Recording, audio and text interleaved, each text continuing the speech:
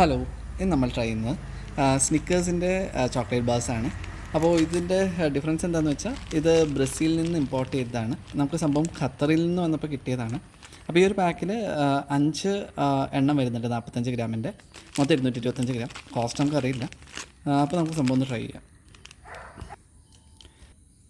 നമ്മുടെ ഇവിടെ കിട്ടുന്ന 50 രൂപയുടെ ബാറിൻ്റെ സ്നിക്കേഴ്സ് ബാറിൻ്റെ അതേ സ്ട്രക്ചറാണ്.